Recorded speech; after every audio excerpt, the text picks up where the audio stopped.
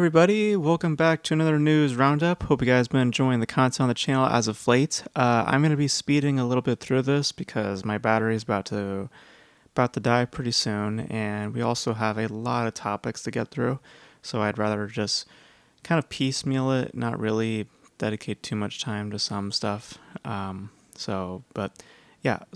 is in the midst of ComicCon, so I don't know if any other news is going to get dropped that's noteworthy. Probably Marvel stuff, and I just don't care. So I'm just going to do the video now, and we're just going to talk about the news that I have right in front of me. So let's dive right on in. So the first thing we're going to address is Marvel. As I just said, I don't talk about Marvel stuff, but this one's interesting, mainly because of just the unsurprising factor, not the lack thereof of surprise in this development. The Russo Brothers, who have helped shape the MCU, they're reportedly returning to the MCU to helm the next two Avengers films, Avengers 5 and Secret Wars. Avengers 5 is set to be released in 2026, and then Secret Wars the year after that, so they may be looking to shoot these films back to back. We obviously know there's been a rough history with kind of a interesting history revolving around the fifth film, and with Jonathan Majors involved in that and not being involved in that because of accusations and the whole trial that happens, so now they're rewriting that film. But yeah, it looks like the Russos might be involved again, and the word that comes to mind is desperation. I mean, this just reeks of desperation on both sides, frankly, because, looking at Marvel's recent track record, it's not shocking that they'll ask those who've given them previous success, one of those films being the second highest grossing film of all time in Avengers Endgame. So it's not completely surprising that they would want to return to people like that. And then on the other side of that, you look at the Russo brothers' most recent work, films like Cherry, The Gray Man, which, were not good films. It's not shocking that they'd want to return to old grounds because that's where they get the most recognition. Even if it isn't really them directing those films, it's mostly Kevin Feige behind the scenes doing the work, not really them. So for both parties involved, they may benefit from each other, but it doesn't really signals confidence in the current slate, in the current MCU, where the current production of these films.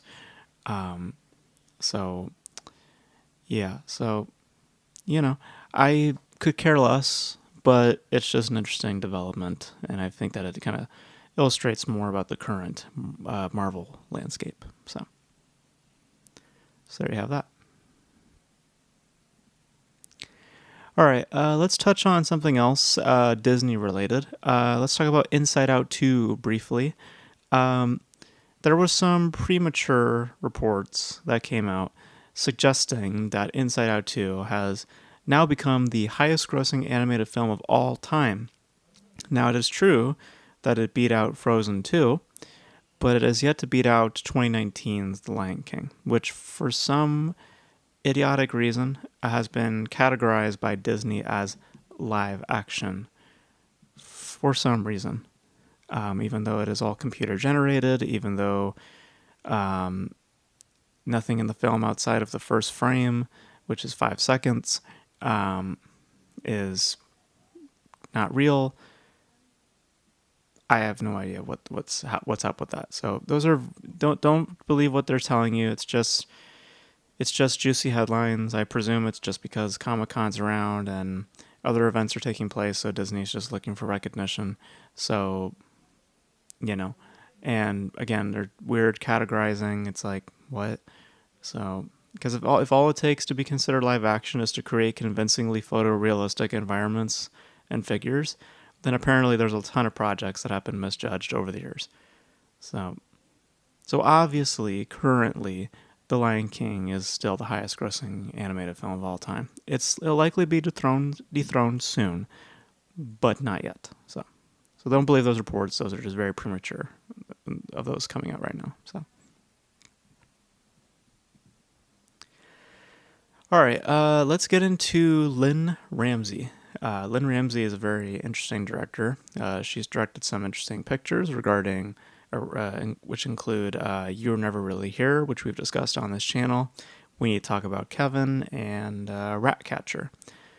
She is developing a new project entitled Die My Love, which will, according to reports, it will be detailing a mother who will be played by Jennifer Lawrence, who is struggling to maintain her sanity on a remote rural area. And I believe Robert Pattinson is also being looked at to star in the film as well. Interesting pair up.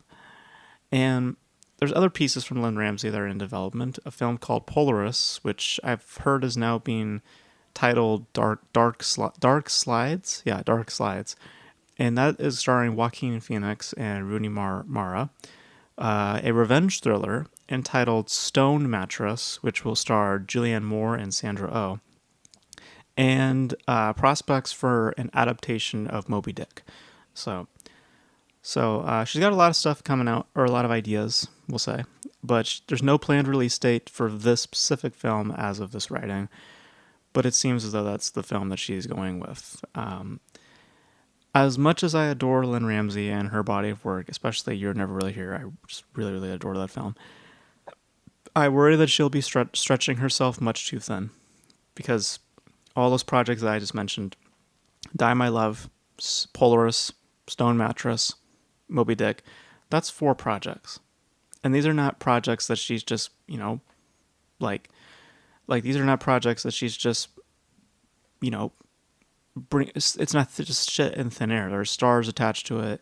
There's other things involved in it. So these are projects that she's actively pursuing, and I think having so many projects planned out and being at the helm of them all, I worry that the quality will suffer. So, like I said, it'd be different if these were just ideas, like she was just spitballing, but because notable names are attached, it means that these are actively being developed.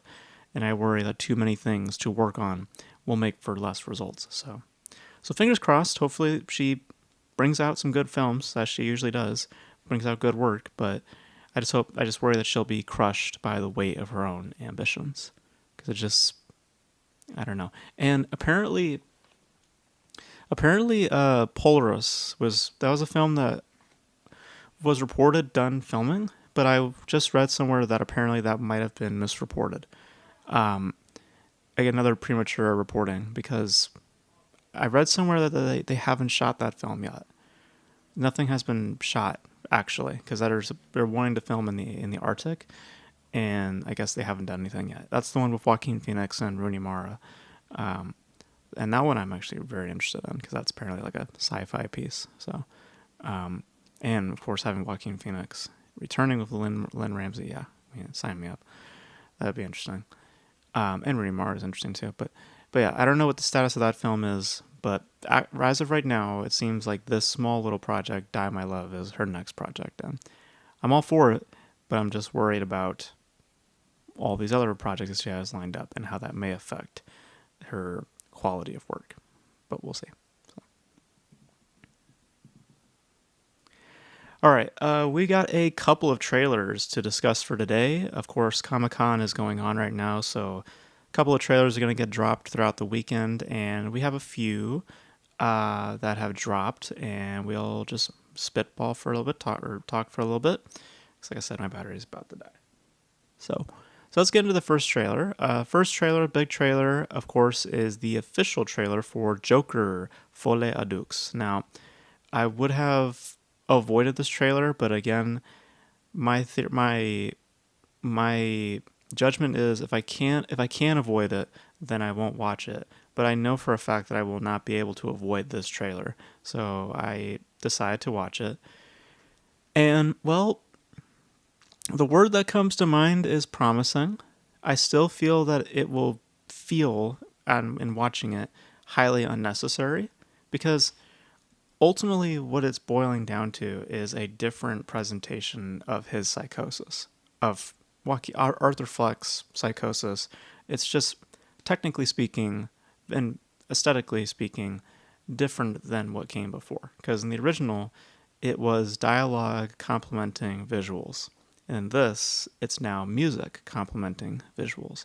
I think Lady Gaga herself said it somewhere where it's just the music is just another form of description, or something to that effect, which is a nice way of basically saying that we're just using music as a gimmick, and I worry that that's sort of what's at play here. I mean, my example of dialogue and visuals and this being music and visuals, it's to say that it's not very different than what came before.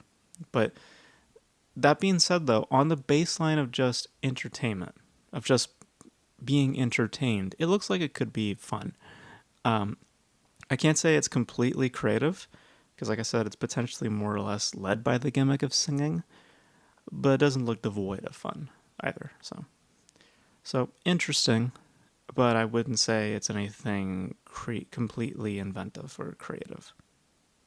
So, all right. Next trailer we're going to get into is the official trailer for Transformers 1. Again, I would avoid the trailer if I could, but I know that I won't be able to because I go to the theater often, so more than likely I probably would see this trailer pop up eventually. So we got another look at Transformers 1, and the first time I saw the first trailer, I was very skeptical visually how it looked, and I kind of came around to it a little bit more. And this trailer honestly kind of brought me back to my original feeling, which is that I am weary on how it looks, because the models are just much too flat.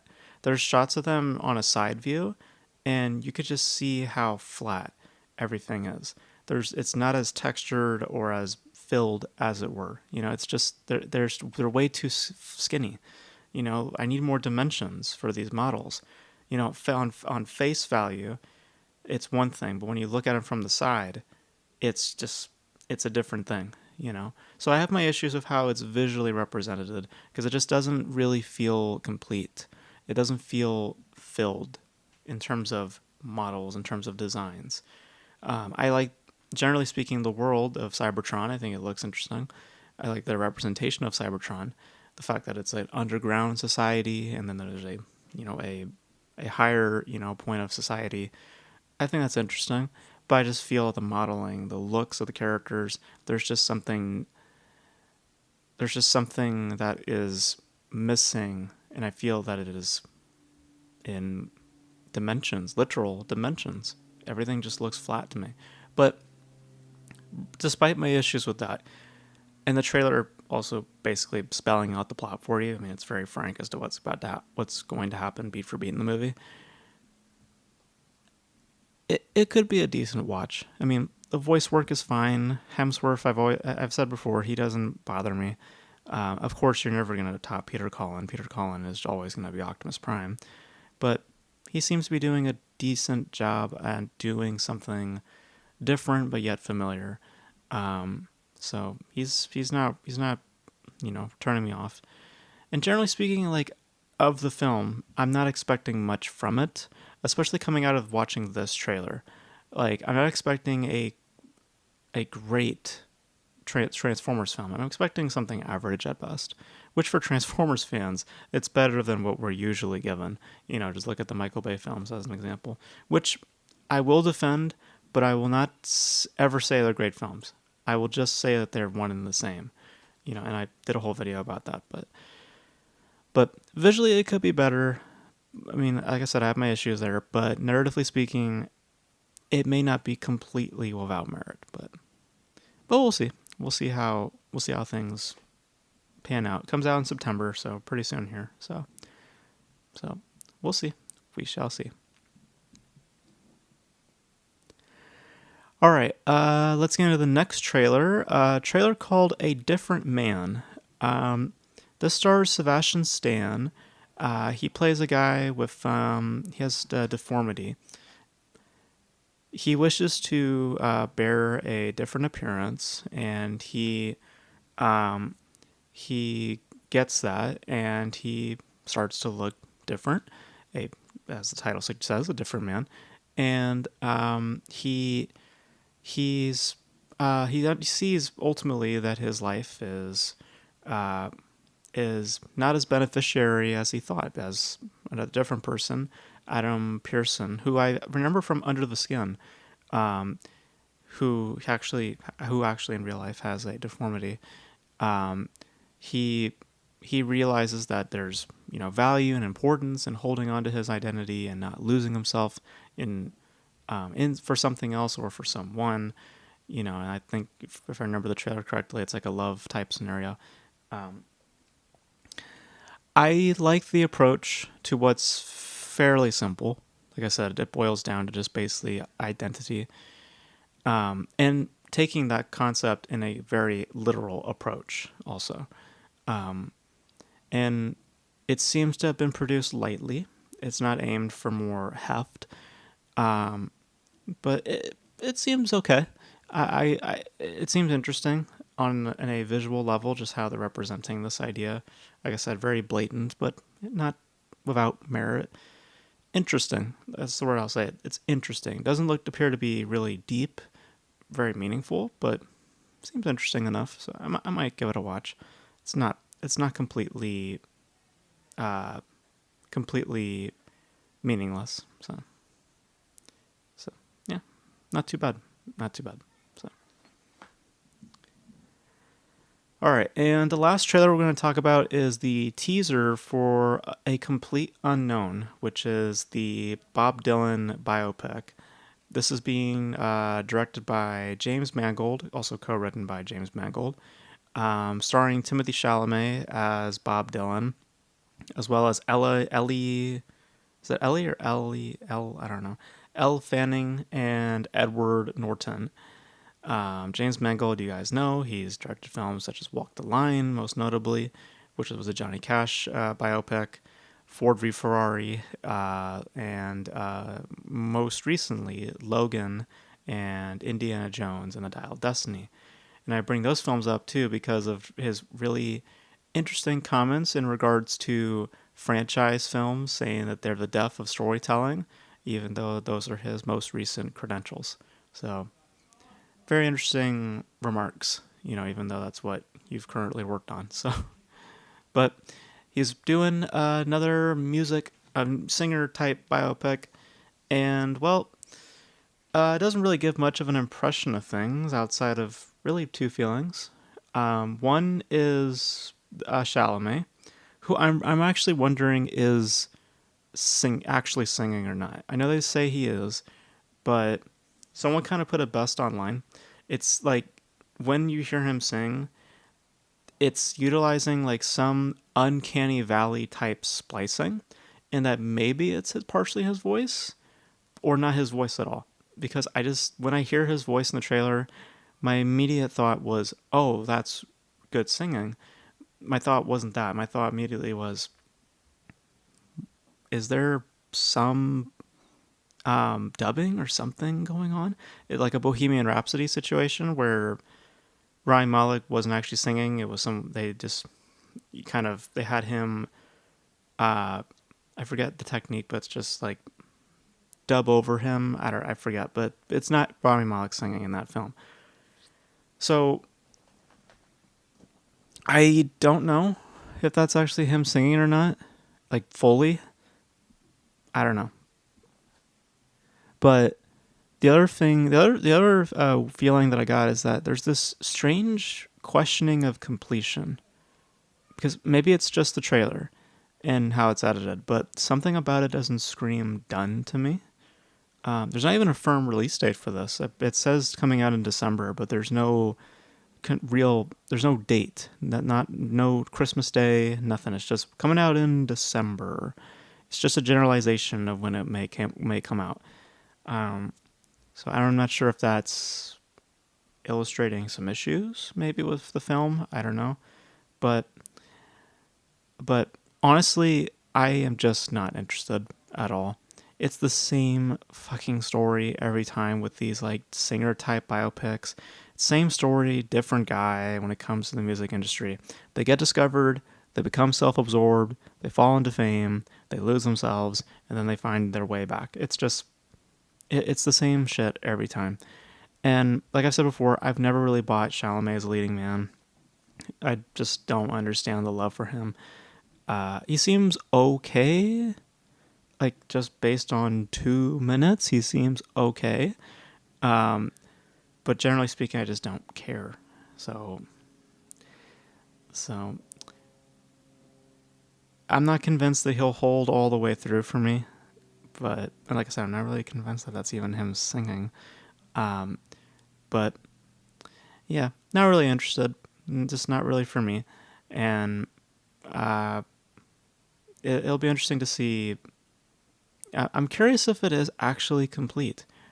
It's just strange to me that there's no firm release date for this. I'm wondering what that entails. So I don't know, but we'll see, or at least you guys will see, because I just don't care to see it. But we'll see how it plays out. Personally, I have no interest. I've seen at this point 3 singer type biopics: Bohemian Rhapsody, Elvis, Bob Marley, and all of them are just not that great. Bob Marley probably being the closest something good, but so yeah, 3 strikes you're out. I just really just don't care. So. But that's gonna be it for this video, guys. Thank you guys for tuning in. My battery is just about to die, so I'm just going to cut this short. Hope you guys enjoyed this video, and let me know all your thoughts on all these topics in the comment section below. And that's going to be it for this video, guys. Thank you guys for tuning in, and until then, I'll catch you guys in the next video. Bye.